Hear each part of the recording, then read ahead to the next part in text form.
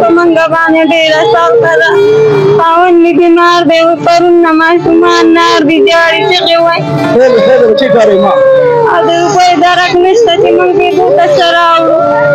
ډاکټران دغه دوایي نه راکوي، دوکانداران سوداګان یې نه راکوي. منګه فخر کوو د کې پی کې په پولیسو باندې، که هغه نور پولیس وي که هغه د ټریپک پولیس وي، خو منګه په فخر کوو. ملګرو تاسو ته چې په دې سایټ کې دا کومه ویډیو ښکاري ملګرو چې دا یو د ټریپک یو پولیس دی، یو انسپکټر دی چې دا خپله ډیوټي کوي. د ډیوټۍ سره سره دا د دې خلکو مدد هم کوي. ملګرو تاسو به په دغه ویډیو کې دغه زنانه وینئ چې دغه زنانه ده او د دغه زنانه سره په ډېر تعداد سره دغه ماشومان دي.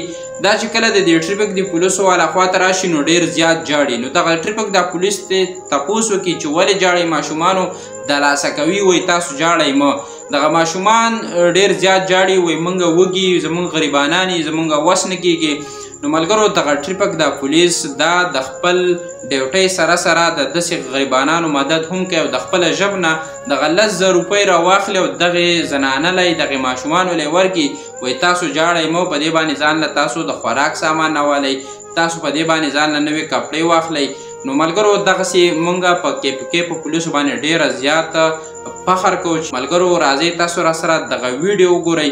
د دغه ویډیو نه پس بیا زه ستاسو سره هم خپل یو پیغام شریک کوم چې مونږ له داسې د کې پی کې چې دا کم پولیس دي دغسې پولیس مونږ له پکار دي. په منګه باندې ډېره سخته ده. خاوند مې بیمار دی، پرون ماشومان نار دي جاړي چغې وایي. او د روپیو درک نشته چې موږ دې دلته څه راوړو. ډاکټران دغه دوایي نه راکوي، دوکانداران سوداګان یې نه راکوي. ماشومانم نار دي، داده نار دي جاړي پروره. اس فکر مې کوي تر کومه پورې چې د خیبر پښتونخوا پولیس شي که نه انشاءالله دا ستاسو خدمت ته ولاړې. دا زمونږ ده چې زمونږ خویونه دي که نه ښه دوا به راته کوئ او انشاءالله الله به خیر کړی. خدای پاک دې تاسو خوشحاله لري. الله دې نور هم شته کاروبار ډېره سخته ده په موږ باندې.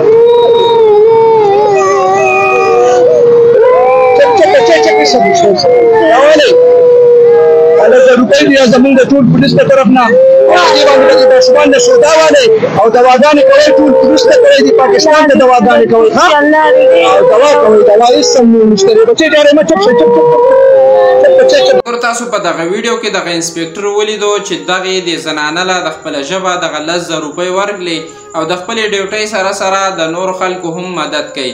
نو الله دې وکړي چې زموږ په ملک کې دغه شانتې تکړه او دغه شان ایماندار خلک پیدا شي. نو انشاءالله چې زموږ پاکستان به ډېر زر ترقي وکړي، ځکه چې زموږ په پاکستان کې ډېره بیماني ده. هر یو کس د خپله ژبه پورې غل دی او هر یو کس دغه ژب ډکوي او ځي چېرته د پاکستان نه وځي او چې د بل ملکونو ته ځي. نو الله دې وکړي چې دغه شان تکړه او دغه شان ایماندار خلک زموږ په پاکستان کې پیدا شي. امید لرم چې دغه ویډیو به هم خوښه شوي. دغه ویډیو د نور ملګرو سره لازمي شیر کړئ. د بلې ویډیو پورې اجازت راکړئ. د الله په امان.